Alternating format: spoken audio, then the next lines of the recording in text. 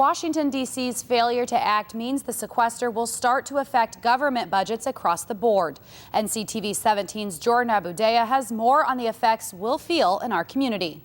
March has come in like a lion as the sequester starts to take effect. $85.4 billion in across-the-board spending cuts after Congress failed to agree on a budget deal. Education, unemployment benefits, and the FAA are all taking a hit. Well, we were notified last week that there was going to be 100 airports across the country whose air traffic control towers would be closed. We were among those airports that didn't meet the thresholds that were established by the FAA. We expect at least a 5.1% budget cut, which would mean probably $450,000 that we would have less money to serve our families. And that impact may also mean then that we would have to cut services to some children. We anticipate maybe at least 50 children in our community would not be able to be served because of that.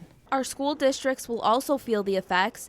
District 203 anticipates losing $470,000.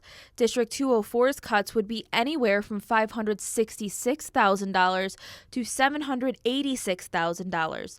Both districts say these cuts are relatively small compared to their overall budgets, which are in the hundreds of millions. Also impacted, the Illinois Department of Employment Security. Federal emergency unemployment benefits will be slashed by roughly 10%, and people who have been receiving benefits for more than 25 weeks will feel those cuts. Local agencies want Congress to work together past the deadline before the sequester is fully implemented. What it does is it filters down to the grassroots level, and it impacts operations like us that provide a tremendous amount of economic development to the area.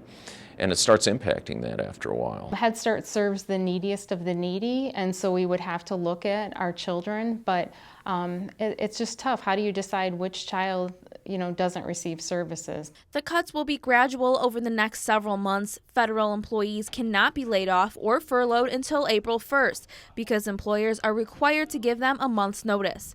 But some are still holding out hope that Congress will come up with a plan. I'm Jordan Abudayyeh reporting for Naperville News 17. Both the Democratic-led Senate and the Republican-led House would have to pass a budget deal to avoid the sequester's effects.